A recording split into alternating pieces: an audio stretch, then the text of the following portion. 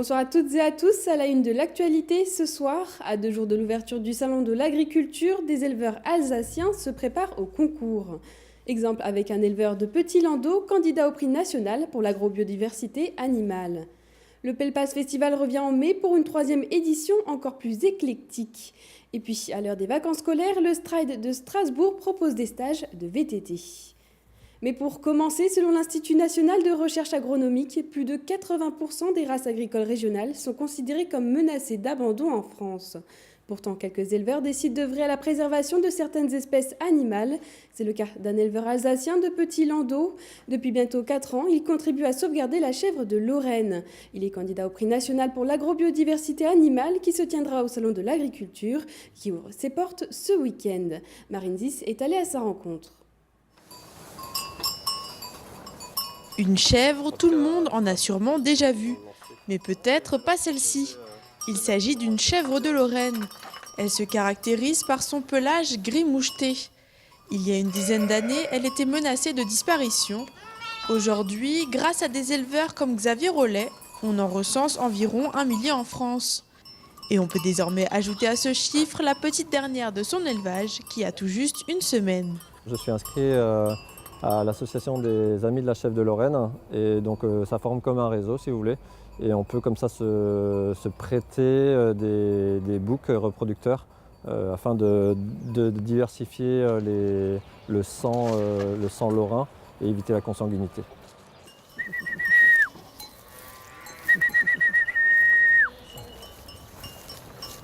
Là voilà, ça c'est chèvre de Lorraine.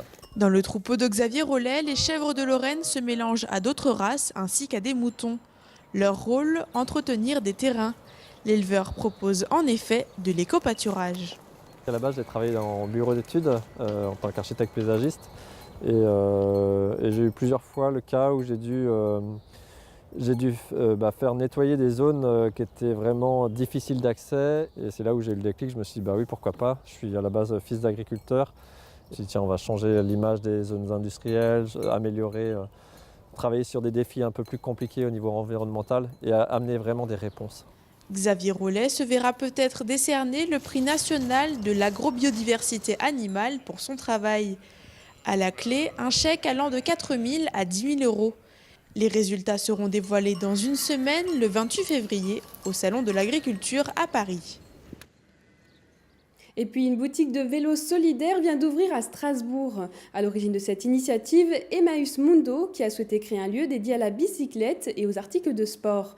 Un espace où l'on trouve tout ce qu'il faut pour réparer, recycler ou encore acheter son vélo.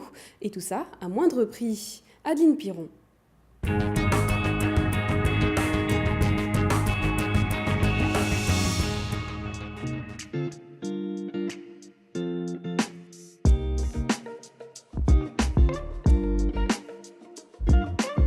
Quand la chaîne rouille, que la dynamo lâche et que les freins ne fonctionnent plus, on a tendance à mettre son vélo à la benne.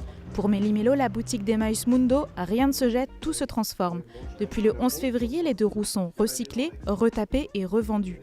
Située dans le quartier de Cronenbourg, la boutique de vélos et articles de sport apporte de la proximité déjà et une connaissance peut-être plus approfondie du quartier de par les salariés que nous avons ici, puisque ce sont des salariés en insertion, donc qui connaissent le tissu local et qui ont été formés par nos soins, par Emmaüs, à la mécanique cycle et à la vente. On essaye de donner accès au plus grand nombre, au sport et au vélo.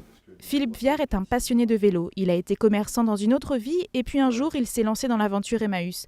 Il transmet à des jeunes en réinsertion sa fibre commerciale et les forme à la réparation de vélos.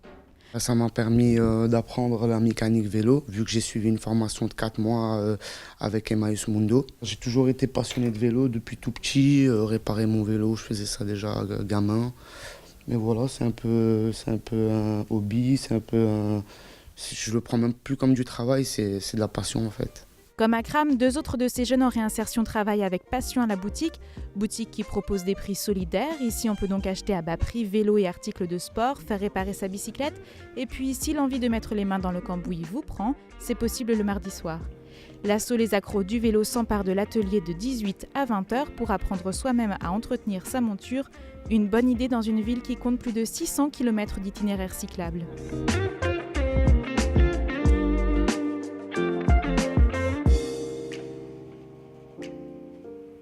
Et si certains réparent leur vélo, d'autres le pratiquent.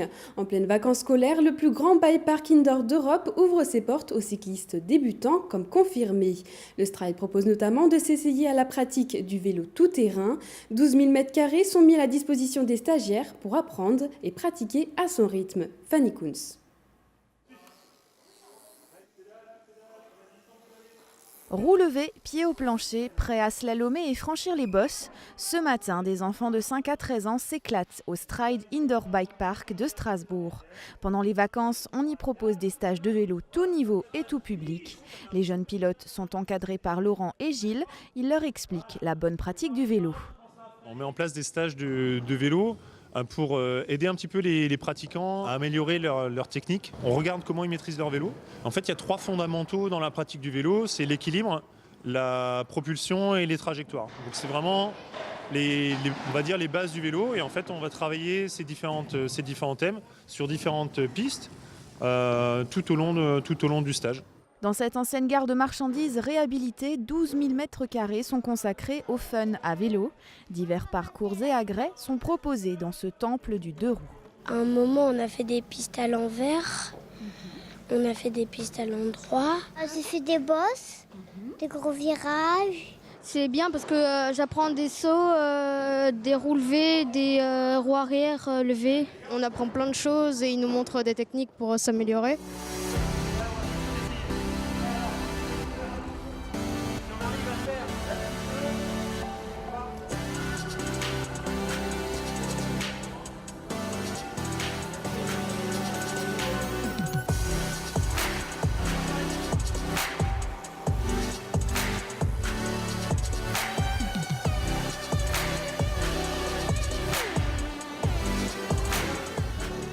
Si le mot d'ordre est la convivialité, les jeunes évoluent sur les agrès en toute sécurité.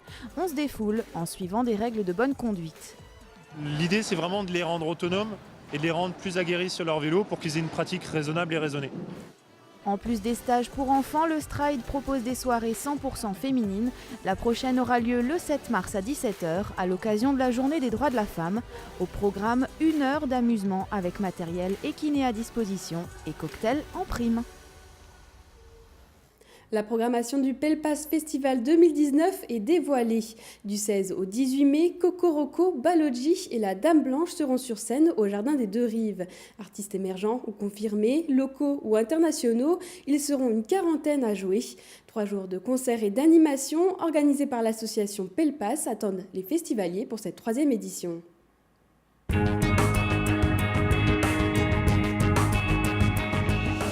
Quand tombe le mercure, le ciel pique du nez, les éclaircies sont des fissures.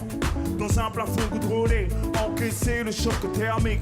Échange amabilité, nous font la glace. Moi c'est Emeric Bouyamba, enchanté.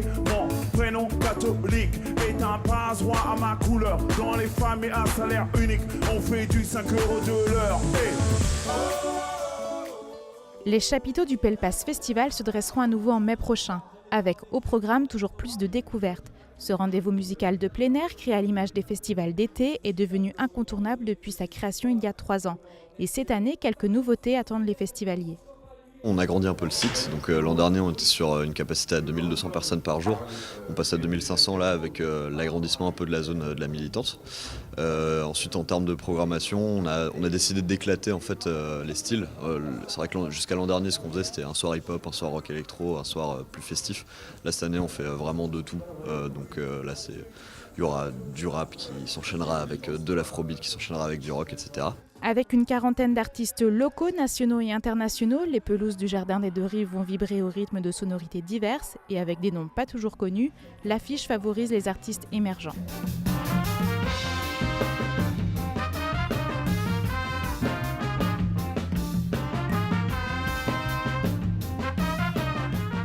Il y a des noms un peu qui vont sortir un peu du lot avec des gens comme Dobby Odi, Jossman, OBF, Cocoroco, Balogie, Mes Frissons Rouges, ces groupes qui ont de l'actualité, qui en ont.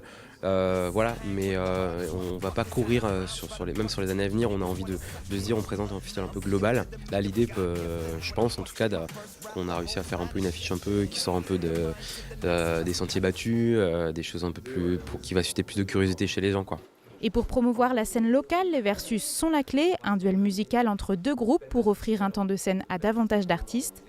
L'idée des Versus, c'est de confronter en fait à la base deux groupes locaux, d'essayer d'imaginer un nouveau projet ensemble, un projet de création inédit en fait présenté sur le festival. Donc c'est des groupes qui sont sur Strasbourg, qui développent des choses sur Strasbourg, des fois qui tournent un peu, mais là l'idée c'est de les inviter ensemble et qu'ils imaginent quelque chose et présenter quelque chose d'inédit quoi sur le festival. Donc là il y a quatre projets de Versus et Chip House et Schnack, Nautilus Albinoïde, Bredel Garce Trottoir et Yann Cofield et Flochmode. Ces 4 projets-là, ils ont des résidences en fait, de travail en amont pour pouvoir présenter leurs choses sur le Pelpas Festival. Quoi. Cette année, le Pelpas propose des résidences pour les projets Versus, avec l'espace Django, le Préau et les studios Mascaron. Les artistes seront accompagnés en amont pour un temps de création. Ainsi, le Pelpas Festival reste fidèle à sa ligne de conduite, développer les créations locales.